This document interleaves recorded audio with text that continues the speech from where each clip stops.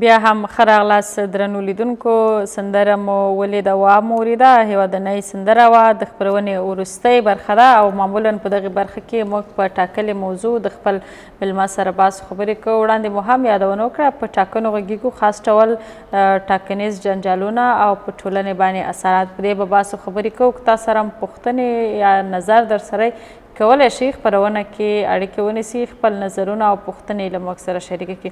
موږ سره په خپرونه کې ډېر قدرمن میلمه دی، د پوهنتون استاد بلال حاجي زاده. استاد ستړی مه شئ، سهار دې بخیر. پایل به یې لمدې نه وکړو استاد چې خلکو په ډېرو سختو شرایطو کې له ډېرو تهدیدونو سره د ټاکنو په ورځ راغله د رایې صندوقونو ته د خپلې خوښې وړ نومان ته یې رایه ورکړه په دې هیله چې هېڅ کومه ستونزه به نه رامنځته کېږي یا چا چې کوم نومان چې ډېرې رایې وړي هغه به بریالی اعلانېږي او بالاخره ټاکنو کمیسیون به دغه پرېکړه ترسره کوي. خو موږ ګورو پرېکړه لا نه ده اعلان شوې، ټاکنیز جنجالونه پیل شوي دي. ځینې نوماندان وایي چې ټاکنې به دویم پړاو ته ځي، ځینې وایي چې موږ یې اصلا منو، ځینې وایي چې موږ بریالي یو. بېلابېل نظرونه دي. په ټوله کې په دغسې ستونزمنو حالاتو کې چې خلکو دومره قرباني ورکړه راغله او دغه ټاکنیز جنجالونه کوم اثرات لري په خلکو باندې، په ټاکنو پروسې باندې خپله؟ بسم الله الرحمن الرحیم. په لومړي قدم کې تاسو ته محترم ورور ته او د انعکاس له لارې ټولو لیدونکو او اورېدونکو ته سلامونه وړاندې کوم. مننه چې موږ ته مو وخت راکړ. په مقدمه کې باید ووایم چې ټاکنې دا یوه ملي پروسه ده او هر افغان چې په شرایطو برابر وي کولی شي د خپل خوښې نومان ته خپله رایه وکاروي. او په مقابل کې د ټاکنو خپلواک کمیسیون دا صلاحیت لري، دا واک لري چې د خلکو دغه رایې وشمیري او کوم نوماند چې 50 جمعیه رایې پوره کړي هغه ملت ته یا ولس ته د بریالي نومان په شکل باندې معرفي کړي. مهمه خبره د خلکو رایو ته احترام کول دي. خلک دې لپاره رایه ورکوي چې زموږ رایې باندې حساب کېږي. نو ځکه موږ وایو چې هره رایه سرنوشت سازه ده.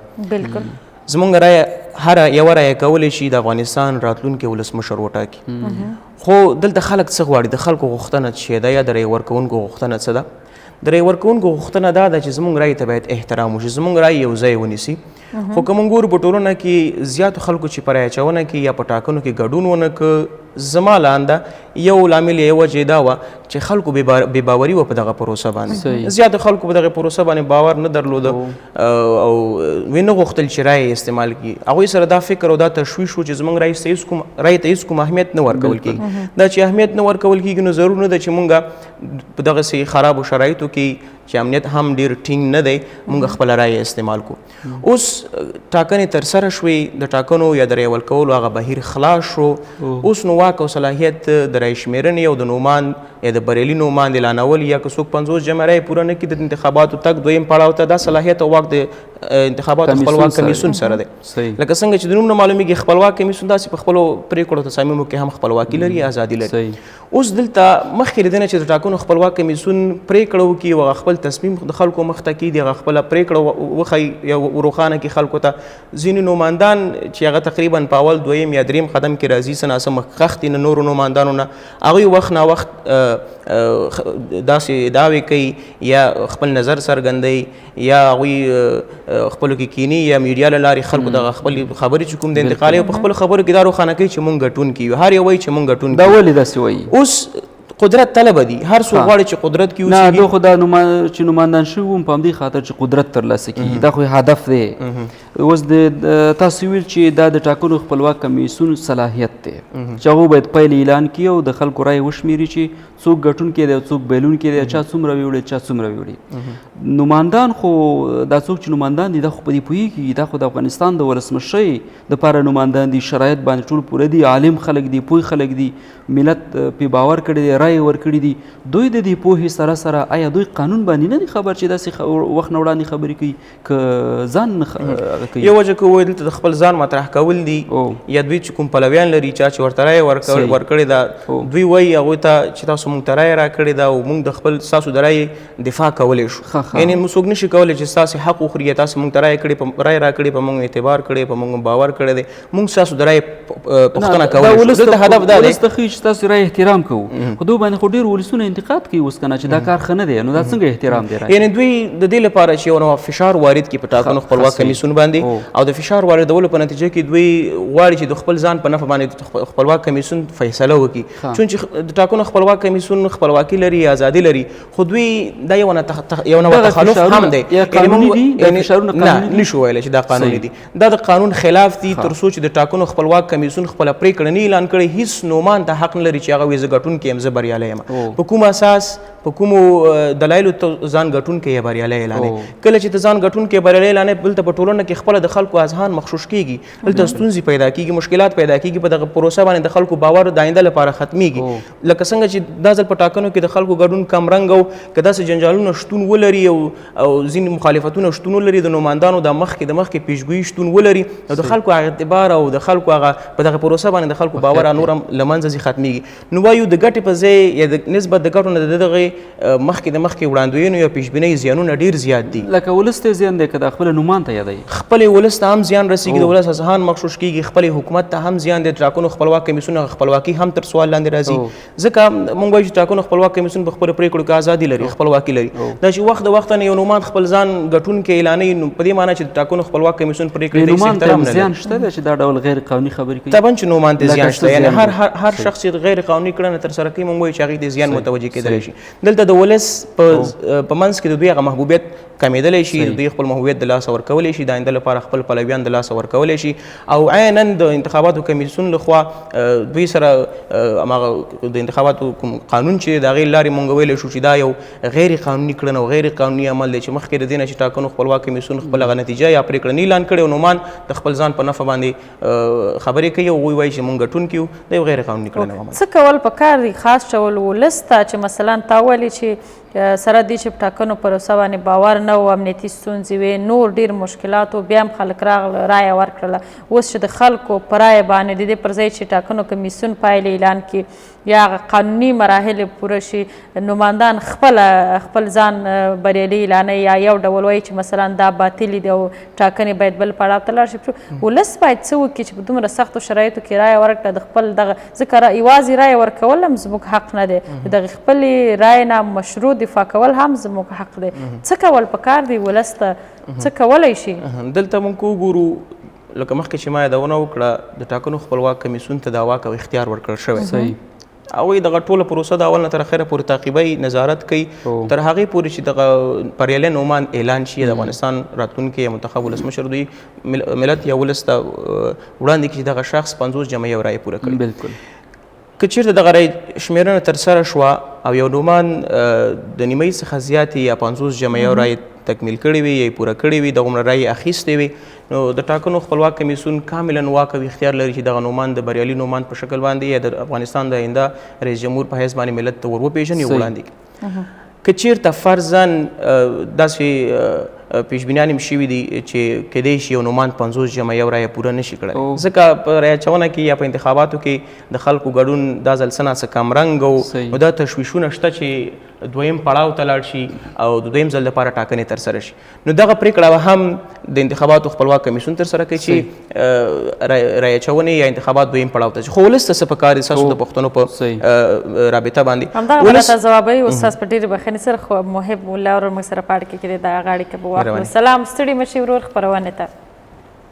السلام علیکم خورې سلامونه تاسو ته ستاسو قدرمن مېلمه ته ستاسو ادارې ته سلام ته دی وعلیکم ډېر ښه راغلې خپرونې ته موضوع خو به دې اورېدلې نو راځه کوم نظر در سره یا پوښتنه مهرباني مهرباني خیر اوسي موضوع مې اورېدلې ډېره ښایسته موضوع ټاکلې ده الحمدلله تر اوسه پورې خو ولس هر وخت کې قرباني ورکړې ده او دا ولس همیشه زه چې فکر کوم چې د زورګویانو د لاسه او د داخل کې که خارج کې بیرون یو کلتې د دې جاسوسانو د لاسه همیشه ټکېدلي دي خو ولس به هم دا حوصله د لاسه هېڅ قلم نه ده ورکړې او بیا به هم قربانۍ ته اماده وي په شمول اوس دغه ولس نه دی هغه خلک نه دي لکه تېر تاریخ چې په موږ باندې تېر شو موږ به بیا حوصلې شو چې راځه اوس به یو نومان چې هغه ناکام کېږي یا یو خبره به وکړي او دا ولس ذهن به بدل کړي. نه فکر نه کوم یې به څه مشکلات به نور هم داسې وي، خو اوس دا درک کولی شي ولس چې یاره دغه خبرې دا جنجالونه دا زورګویي دا په څه معنا او د څه دپاره دي، زموږ په خیر دي که زموږ په تاوان دي. ولس اوس ویښ دی، د خپل حق غوښتنه هم کولی شي. که دوی څومره ورټل شي څومره وځپل شي دا ولس همیشه قرباني ورکړي. او اوس خو بیخي داسې د هغه یتیم په ژړا پوخ خبره ده، بیخي به برجسته دی شي ته خام عاده دی، ولس همیشه قرباني ورکړي. راځم د ټاکنو خپلواک کمیسیون ته د نمایندانو ادعاو ته دوی داسې کار کوي د دې په خاطر چې د ولس ذهن بدل کړي. تر اوسه پورې د ټاکنو د خپلواک کمیسیون نه ولس په شمول نه زه فکر کوم په شمول د ټول افغانستان خلک داسې خوشحاله دي نه چې دوی ادعا وکړي چې یاره زه کامیاب یم یا ولا دا دی واغه دی. تر اوسه پورې خپلواک د ټاکنو خپلواک کمیسیون ځان ثابت کړی دی او خپل ځان خپلواک ثابت کړی. دوی چې ادعا وکړي هلته د ټاکنو کمیسیون خپله بېرته ورپسې اعلان کوي چې دا ستاسو صلاحیت نه دی، دا زموږ پرېکړه ده او خپله موږ خپلې پرېکړې ته پرېږدو. ډېره زیاته مننه انتظام دی خوشحاله او ډېره زیاته مننه او مننه. الله دې مل شه محب الله ورور. ستا د خبرونه دا وه چې ولس اوس خوشباوره دی د ټاکنو کمیسیون ته او هغې نه غولېږي خاص ډول د نمایندانو په خبرو باندې. خو بیا هم موږ په همدې موضوع بس خبرې کوو. استاد مخکې ما پوښتنه وکړه چې ولس څه کولی شي سره دې چې ولس دغه ښه بېلګه وه ورور چې د ویلې چې که نمایندان هر څومره هم وایي موږ پوهېږو او راضي یو د ټاکنو خپلواک کمیسیون نه، ځکه که هر نماند ووایي هر ډول څرګندونې وکړي ټاکنو کمیسیون هغه مسؤلین کمیشنران یې بېرته خبري کنفرانس ورکوي چې دا حق یوازې موږ لرو. البته ځکه دلته یادونه وکړم که څه هم نمایندان مخکې له وخت نه ځان په نفع باندې پرېکړه کوي او ځان ګټونکي اعلانوي، ځینې پلویان یې د ولس په منځ کې ځینې خلک هم ورته کړنه ترسره کوي. موږ په ټولنیزو شبکو کې ګورو، رسنیو کې ګورو د ځینو نمایندانو پلویان مخکې له مخکې نه مخکې د دې نه چې ټاکنو خپلواک کمیسیون خپله پرېکړه اعلان کړي په ټولنیزو شبکو کې دوی هماغه د خپلې خوښې نماند لپاره کمپاین هم کوي یو څه تر څو فشار وارد کړي او همداراز وښیي چې دغه نماند د خلکو په منځ کې محبوبیت درلودلو او وخت ناوخت د ځینو ولایتونو په کومو ولایتونو کې چې د هغوی د خوښې نماند زیاتې رایې اخیستې هغه د خلکو سره شریکوي. نو عامو افرادو ته یو ولس هم دغه کړنه زما په نظر نه ده پکار. دا د فیصله وخت نه مخکې پرېکړه کول دي لکه څنګه چې نمایندان کوي. نو دلته که موږ وګورو لکه څنګه چې ورور خپل نظر ورکړه د ټاکنو خپلواک کمیسیون شتون لري، هغوی پوره واک او صلاحیت لري، موږ د هغوی پرېکړې ته احترام لرو ځکه موږ هغوی ټاکل شوي هم دې لپاره دي چې زموږ د دې نمایندانو ترمنځ پرېکړه وکړي او څوک چې ګټونکي هغه موږ ته اعلان کړي. نو که وګورو نسبت د پخوا په څېر دومره زیات تشویش د ولس سره نشته دی چې کاندیدان به د زور څخه کار واخلي یا به د جبر سره کار واخلي یا به ځینې نور سیاسي فشارونه یا نور کوم فشارونه وارد کړي تر څو خپل ځان بریالی اعلان کړي. یا که څوک ووایي چې زه بریالی یم او د ټاکنو خپلواک کمیسیون هغه بریالی اعلان نه کړي، هغه به یوه نوه ګډوډي رامنځته کړي یا به مشکل رامنځته کړي. دغه تشویش تر یو حده پورې د ولس سره اوس وخت کې نشته نسبت د پخوا وخت نه. او یا که بعضو سره یې ته دا نظر لري چې باید ونه کړي دا تشویش هم ونه کړي ځکه ټاکنو خپلواک کمیسیون شته دی، هغوی خپلواکي لري، هغوی ازادي لري. هر ډول چې هغوی ته مناسبه ښکاري یا د خلکو رایې چې کوم نومان ته زیاتې ورکړي، کوم نومان چې 50 جمع یو رایې پوره کړه، ټاکنو خپلواک کمیسیون هغه د بریالي نومان په حیث باندې اعلانوي او ګټونکی اعلانوي. یو بله خبره چې نسرسې وړیکه به راواخلو بس پوښتنه وکړي. بالکل نور حکیم ورور موږ سره په اړیکه کې دی. سلام ستړي مشي ورور خپرونې ته. وعلیکم سلام خورې ښې په خیر اداره کې خیرت. ډېره مننه موږ ښه یو په دې هیله تاسو هم ښه اوسئ. موضوع که دې اورېدلې راځه نو ته د خپل نظر یا پوښتنه له موږ سره شریکه کړه. خو ماشاءالله ډېره ښه ټاکلې ده، خو دغه یو ستونزه وه چې دغه چې کوم ځای کې د سټیکر لګولې هماغه ځای ته به رایې ته ځي په بل ځای کې نه کېده، دغه څه ستونزه وه. ښه صحیح ده.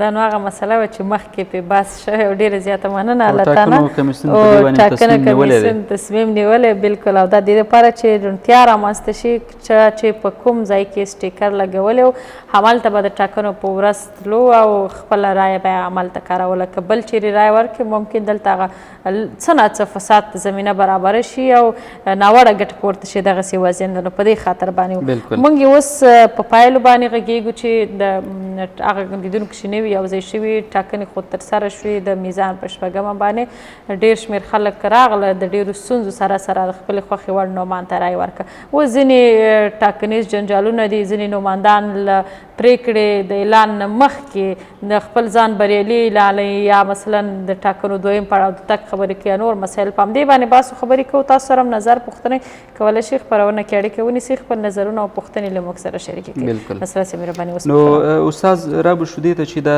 نوماندان چې د افغانستان ولسمشرۍ ته ځانونه نوماند کړي وو، دا د افغانستان په 15 یا 16 میلیونه کسانو کې کسان وو چې ځان هم د مدیریت له پلوه، هم د علم له پلوه او هم د افغانستان د ملي منافعو ته د ژمنتیا له پلوه وړ ګڼل او هغه شرایط چې د ټاکنو خپلواک کمیسیون ورته ظاهرا ټاکلي وو هغه یې پوره کړي وو چې رایې وي او بعضې د عمر لحاظ او افغانیت او اسلامیت او دا شیان وشول. او دوی په خپلو کمپینونو کې هماغه د ټاکنو خپلواک کمیسیونونه کوم شرایط یا د خلکو تمه توقع چې دا ولا د مدیریت خاوندان دي او د افغانستان د ملي منافعو ساتونکي دي، خبرې هماغسې وي. خپلو مخاطبینو ته یا ولسونو ته به چې کله کمپینونه کول چې زه به د افغانستان آبادي غواړم، د افغانستان ترقي به غواړم، ستاسې ژوند به ښه کېږي. او یوه مهمه خبر هر نومان دا کوله چې ستاسې رایې ته به احترام کوم، ستاسې د یوه رایه چې دا که تاسو زما ګورئ چې زه ستاسې نه ولا لوړ یم برتر یم، دا خبره نه ده. رایه مو سره شریکې دي، ستاسې د یو بزګر رایه، د بوډۍ رایه، د ځوان رایه، که دهقان دی که دوکاندار دی، یو شان ارزښت لري او زه به ستاسو رایې ته احترام کوم. اوس دا نوماندان چې په کمپینونو کې دا خبرې کولې د خلکو رایې ته د احترام، اوس ولې دا ډول سرغړاوی کوي او د ټاکنو خپلواک کمیسیون لخوا د اعلان نه وړاندې دوی دغه ډول لوبې شروع کړي دي په فیسبوک کې، په رسنیو ته دا خبرې کوي چې ما دومره رایې وړي. نو ته د کوم ځای نه خبر شوې؟ دا صلاحیت خو د ټاکنو د خپلواک کمیسیون دی. آیا دغه ډول کړنې د دوی د کمپینونو مهال د خبرو سره څومره په ټکر کې دي او آیا رایو ته احترام همداسې وي؟ بل اړخ آیا یوازې د هغه چا رایو ته احترام دی چې رایه ورکړې ده، که نه د احترام په دې معنا دی چې چا رایه نه ده ورکړې هغوی ته هم باید احترام وشي؟ تاسو به ځواب ورکوئ. استاد په بخښنې سره خو لیدونکی لرو. مالیار ولي ورور موږ سره په اړیکه کې دی. سلام، ستړي مه شئ خپرونې ته. وعلیکم السلام. تاسو قدرمن مېلمه ته او د نکاح راډیو تلویزیون ټولو کارکوونکو ته سلام ته دی. وعلیکم. ښه راغلئ خپرونې ته. موضوع خو به دې اورېدلې. په ډېرې بخښنې سره خورجانې که دغه موضوع راته یو ځل بیا ټاکنیز جنجالونه او په ټولنه باندې اثرات نوماندان باید څه وکړي، ټاکنو خپلواک کمیسیون باید څه وکړي، ولس باید څه وکړي، یا د نوماندانو هغه کمپاینرانو ته څه کول پکار دي؟ په دې بحث خبرې کوو. ډېره ښه موضوع هم ټاکلې ده. همیشه چې دلته یو شي ته احترام نه ده شوی هغه د ولس رایې دي. که موږ او تاسې وګورو پارلماني ټاکنې په همدې طریقه او د ولایتي شورا په همدې طریقه، ځکه که ولس کم سړی غواړي چې مقام ته ورسوي د هغوی د زړونو هغه درد دوا کړي، نو هېڅکله ده د دوی ارمان نه دی پوره شوی.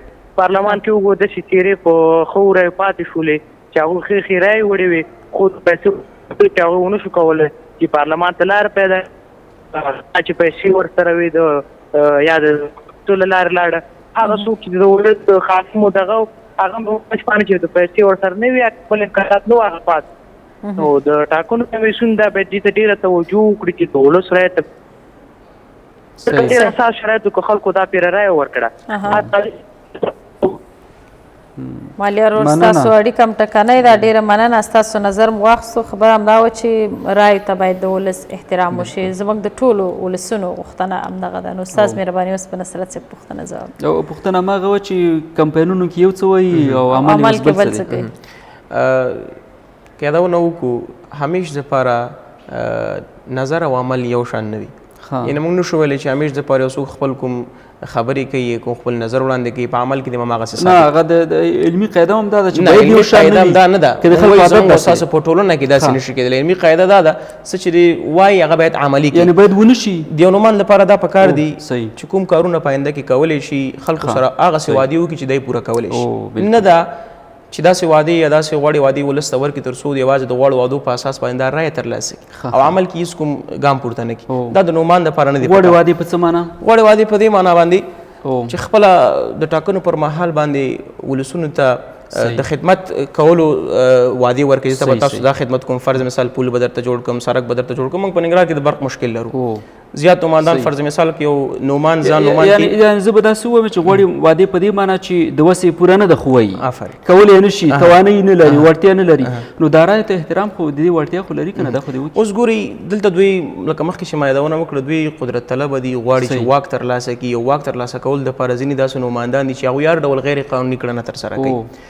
یوازې لکه تا چې مخکې یادونه وکړه دوی په خبرو کې ذکر کړي او په خپلو کمپایني ویناوو کې ویلو چې موږ د ولس رایو ته احترام لرو. دا چې اوس احترام نه لري دا په دې معنی چې دوی هم دا واده خلافي وکړه، په خپله خبره باندې نه ودرېږي. دوی د ولسمشرۍ وړتیا لري بیا د دغه ډول خبرو سره سره؟ که موږ وګورو په ځینې ستاسې په نظر پوهنتون استاذ هم یاست، ټولنې وګړی هم یا تاسې هم رایه ورکړې ده؟ د نوماندانو کې که موږ وګورو ټول نوماندان همداسې نه چې هغوی د دې استعداد ولري، د دې وړتیا د ولري چې د افغانستان ولسمشر د شي، ولس هم کېدای شي انتخاب کړي، ولس هم کېدای شي هغوی غولېدلي رایې ورته ورکړي ځینې غوړو وعدو باندې یا د ځینو که موږ وګورو دوی ځینې مهال د زیاتو پیسو نه هم استفاده کړې ده.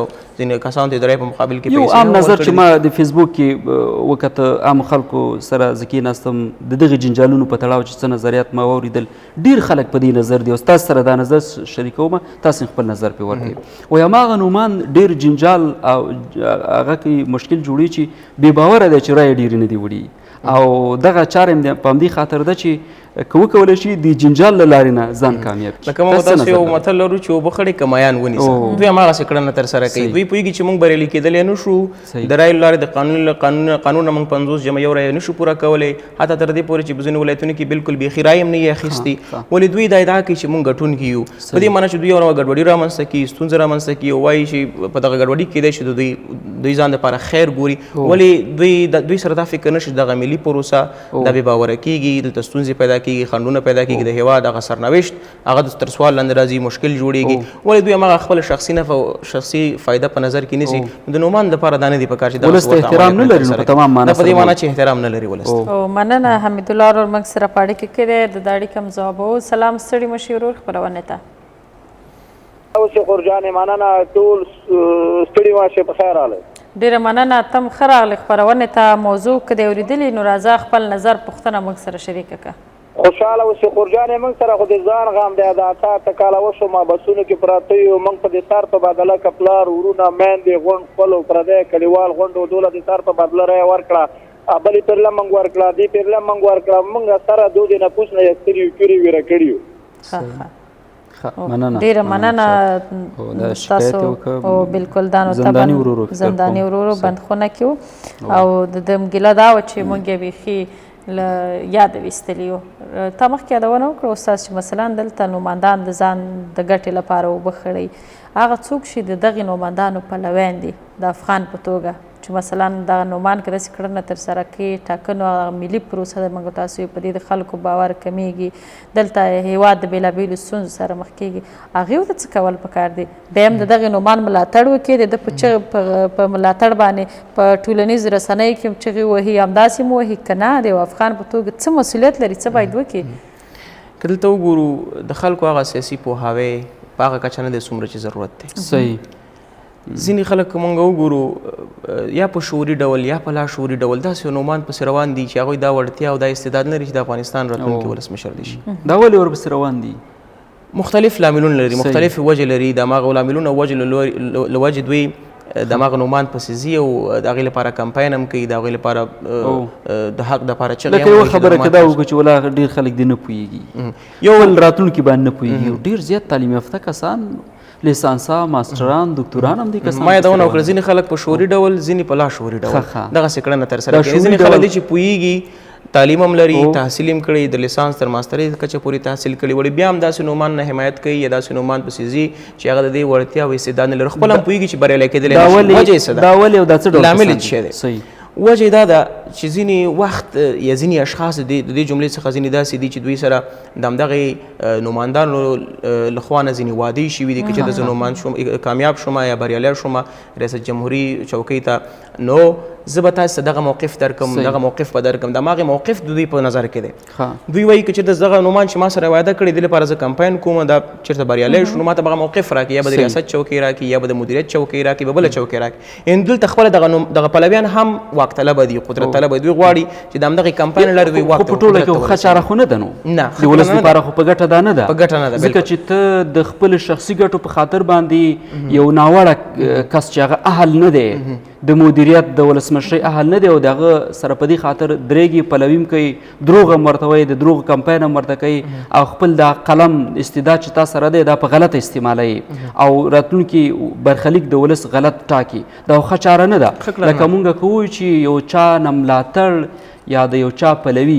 په کوم بنیاد باید وشي دلته باید هر پلوی یا هر شخص د دې ملت د جملې څخه باید ځان دپاره یا د نومان لپاره هغه معیارونه وټاکي صحیح کیدای شي زه بیل معیارونه د یو نومان لپاره وټاکم ته جدا معیارونه د یو نومان لپاره وټاکي بالکل نسبت ستا پوهې او ستا استعداد ته کیدای شي ته یو ډول معیارونه وټاکي زه بل ډول معیارونه وټاکم لکه ښه معیار کوم دی په ټوله ښه معیار لپاره که موږ وګورو خپله د نوماند یا د کاندید هغه تحصیل درجه باید په نظر کې ونیسو دغه مهمه خبره چې دغه بیکګراوند یا شالید باید په نظر کې ونیسو چې په تیر وخت کې دا چې تر 40 کلنۍ پورې را رسېدلی دی یا د 40 کلنۍ نه عمر پورته دی په دغې کلونو کې دوی کوم کړنې یا کوم فعالیتونه کوم اعمال ترسره کړي د دې بیکګراوند څنګه دی هماغه موږ ارزو که چېرته ښه و موږ ورپسې ځو ځکه پوهېږو چې تیر کې هم ښه فعالیتونه یا ښه کړنې ترسره کړي دي ښه بیکګراوند لري آینده کې هم کیدای شي ښه کارونه ترسره کړي دا باید په نظر کې ونیسو یو څو ښه کارونه تاسو یاد کړئ چې دا ولسونه پوه شي لکه کوم فرض مثال یو نومان د ولس په منځ کې د هغوی محبوبیت درلودل د ولس د هغې څخه رضایت درلودل ځینې نوماندان دي چې هغه ځینې خلک د داسې قسم پلوي کوي چې ولا وایي دا په تیره کې هم ښه ثابت شوی دی او چا سره چې د وظیفې کوم واده کړې ده وایي ورکړې ده که شپږم پاس دی که نهم پاس دی وایي ګمرک کې مقرر کړی دی نو زه خو دولسم پاس یم لیسانس یم او خامخا د ګمرک رئیس مقرروي په دې بنیاد باندې وشي دا باید معیار چې ولا دا ژمنه باندې وفا کوي او هر چا ته وظیفې ورکوي نو ورکوي رایه همدا ښه طریقه ده که د ولس د ګټې دپاره څوک ښه ثابت شي نه دا موږ معیار نشو ګڼلی چې تاسو سره شخصي واده کړی او هغه پوره کړې ده ته وایي چې بس نه دا موږ معیار نشو ګڼلی موږ چې معیار ګڼو هغه باید په ملي سطحه وي د هېواد په کچه وي فر مثال دوی خدمت کړی نه یو کس ته یو بس ته ورکړی یو موقف ورته ورکړی هغې سره د کمپاین په وخت کې واده کړی واده یې پوره کړی دا وایي چې بس دا واده خلاف نه ده لکه یو عام خبره او هغه معیاري خبره او د ولس د ګټې دپاره خبر چې کله هم کېږي انتقاد هم دا برخه ده چې وایي کار اهل کار ته باید وسپارل شي او کله که نه وي سپارل شوی دا د وطن په زیان ده فساد د هغې عدالت له منځه چې کله چې عدالت له منځه لاړه ستونزې زیاتېږي مشکلات پیدا کېږي یو بله پوښتنه چې تاسې به ځواب کوئ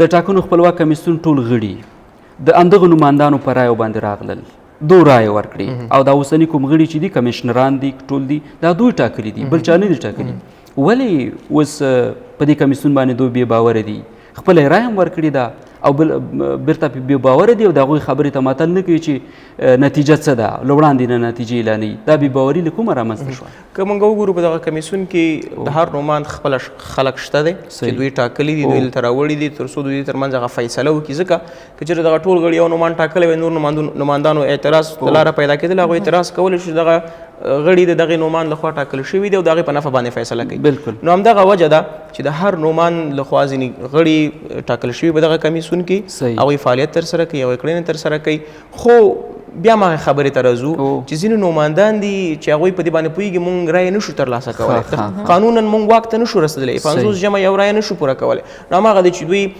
هغه خپل رایې ته بیرته احترام نه لري په دې معنی چې ته په هغه کمیشنر باندې یا د خپلواک کمیسیون په یو کارکوونکي باندې د هغوی فیصلې ته احترام لري په دې معنی ته خپل رایې ته احترام ونه لرو ته یو وړ شخص ته رایه نه ده ورکړې تا داسې شخص د خپل منځګړیتوب دپاره یا د فیصلې لپاره نه ده ټاکلی چې هغه عدالت په نظر کې ونیسي په دې معنی چې په خپله رایه باندې بیرته ته بې باوره شوې زما په نظر باندې دا یو ښه کړنه نه ده یو ښه عمل نه ده چې نوماندان یې ترسره کوي زما نظر دا دی چې نوماندان باید تر دې چې د ټاکنو خپلواک کمیسیون خپله نهایي لیست یا نهایي پرېکړه نه اعلان کړي نوماندانو ته نه ده پکار چې وخته مخکې نه هغوی پیشبیني وکړي یا پیشګویي وکړي چې موږ دومره رایې وړي دي یا موږ بریالي یو. دا د نوماندانو لپاره ډېره مننه او ډېره زیاته مننه د پوهنتون استاد بلال حاجي زاده صاحب له تا چې راغلې خپرونې ته او په دغه مهمه مسله دې موږ سره بحث او خبرې وکړې. تاسې مننه چې زموږ سره وئ. خپرونه مو وڅارله. تر بیا ښې شوي ښه ورځ. د خدای په امان.